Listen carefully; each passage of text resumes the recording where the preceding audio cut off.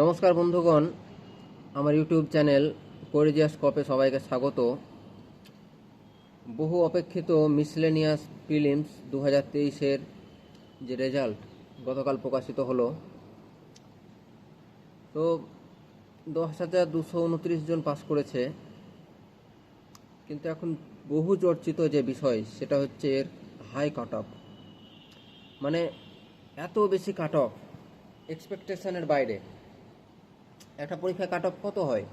40%, 50%, প্রিলিমসের 55%। এর cut off যাচ্ছে 72.5%, মানে যেটা 145, 200-র মধ্যে। আমিও পরীক্ষা দিয়েছিলাম, যাই হোক আমারও হয়নি। তো এটাকে কি বলবে?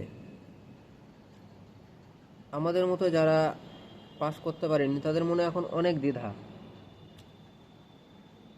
দুর্নীতি নাকি উচ্চমানের পড়াশোনার, কোনটা? দেখুন, 8 বছর আগে যখন আমি চাকরি পাই, পড়াশোনার এতটা কঠিন ছিল না, কম্পিটিশান এত টাফ ছিল না, কিন্তু দিন দিন কম্পিটিশান টাফ হচ্ছে। ছেলেদের পড়াশোনার মান দিন দিন বাড়াতে হচ্ছে। তো অবাক করার বিষয় হলেও 145 হতেও পারে, কারণ অনেকেই হয়তো ভালো পরীক্ষা দিয়েছে, তাদের পড়াশোনার লেভেলটা ভালো ছিল।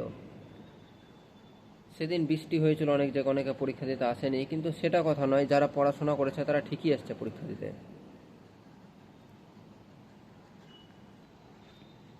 তো এখন ব্যাপার হচ্ছে, এই যে আমরা যারা 120, 30, 40 পাবো ভেবেছিলাম, তারা তো অলরেডি মেন্সের প্রিপারেশন শুরু করে দিয়েছে। মেন্স আসছে সামনে।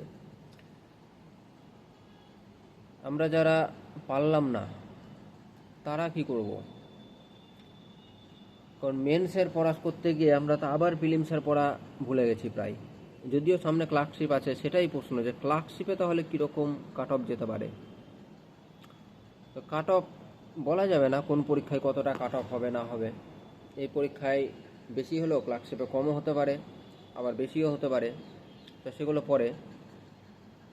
তো এখন মেন্স প্রস্তুতি চলছিল, প্রিলিমস প্রস্তুতি শেষ, পড়াশোনা শেষ।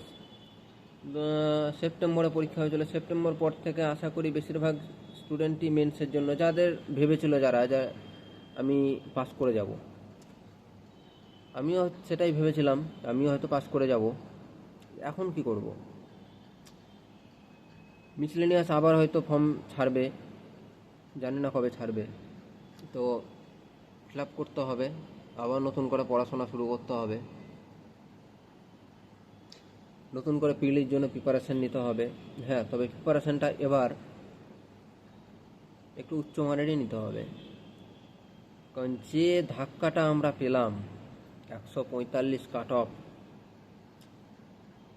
সেই ধাক্কাটা যেন দ্বিতীয়বার পেতে না হয়, তার জন্য আবার নতুন করে পড়াশোনা শুরু করতে হবে। নতুন করে করতে হবে না, সেগুলোই রিভাইজ দিতে হবে, তার সঙ্গে এক্সট্রা কিছু অ্যাড করতে হবে।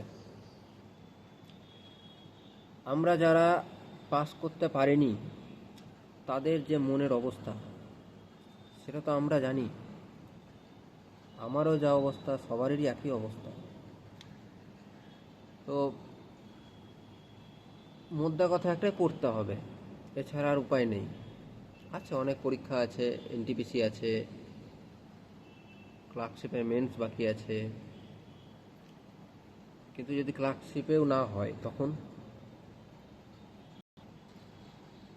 তো যাই হোক বন্ধুরা, মন খারাপ তো অবশ্যই সবার। শুরু করতে হবে, কি বলবো,